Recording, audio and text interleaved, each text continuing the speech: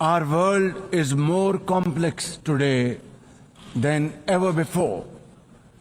Conflicts are intensifying, international law is being brazenly violated, humanitarian crises are multiplying, terrorism remains a potent threat, disinformation and fake news undermine trust, climate change threatens our very survival, and more so countries like Pakistan. Today, multilateralism is no more an option, it is need of the hour. Excellencies, Pakistan's foreign policy, guided by the vision of Quaid-e-Azam Muhammad Ali Jinnah, is based on peace, mutual respect and cooperation. We believe in the peaceful settlement of disputes through dialogue and diplomacy. Last year, from this very podium, I had warned that Pakistan would act most decisively against any external aggression. Those words of mine proved true. I hope it didn't. But then that is destiny.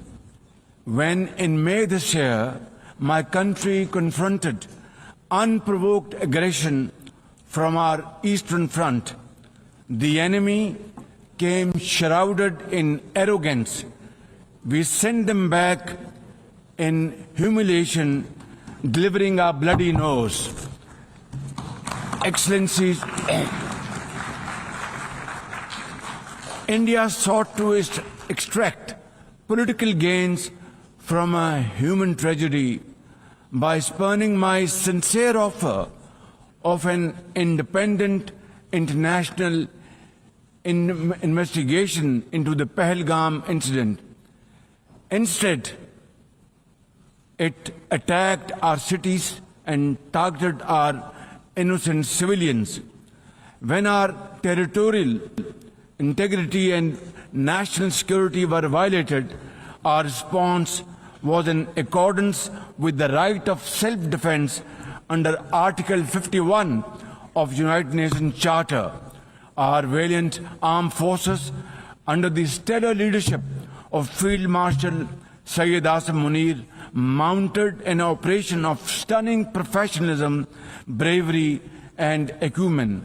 Repulsing the enemy's attack under Air Chief Marshal Zahir Babar Sidhu, our falcons took flight and etched their answer across the skies, resulting in 7 of the Indian jets turned to scrap and dust. A decisive response.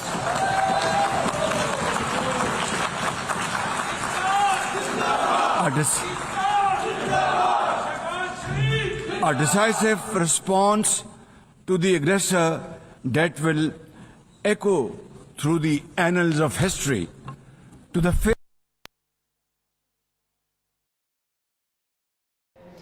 वज़ीर आज़म शहबाज शरीफ अक़वाम मुत्तहिदा general assembly के 80वें इजलास से खिताब कर रहे हैं। वज़ीर आज़म शहबाज शरीफ ने कहा कि दहशतगर्दी दुनिया के लिए एक संगीन ख़तरा बन चुकी है। A decisive response to the aggressor that will echo through the annals of history. To the fearless architects of this victory, to every officer and soldier, heirs of our martyrs, their names are forever engraved in glory. To the mothers of our martyrs, their courage guides our path forward, and their sacrifice shall never be in vain, inshallah, God willing.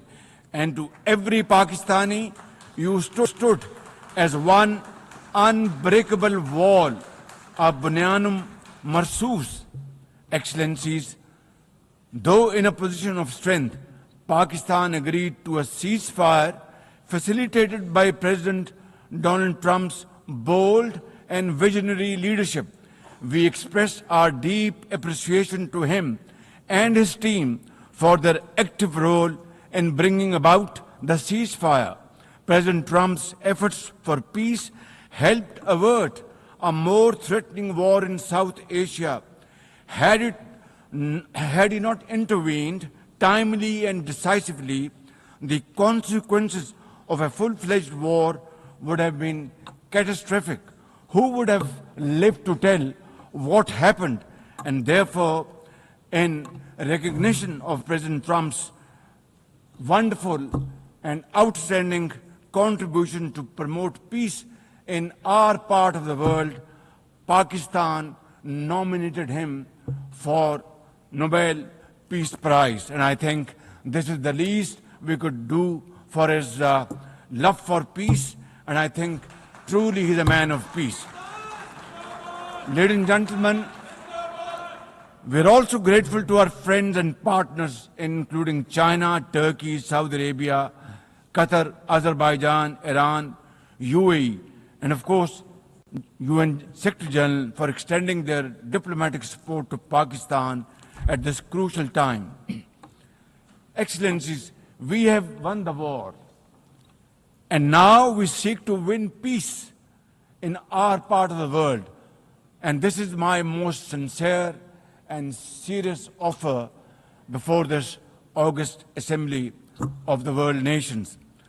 Pakistan stands ready for a composite, comprehensive and result-oriented dialogue with India on all outstanding issues. South Asia requires, ladies and gentlemen, proactive rather than provocative leadership.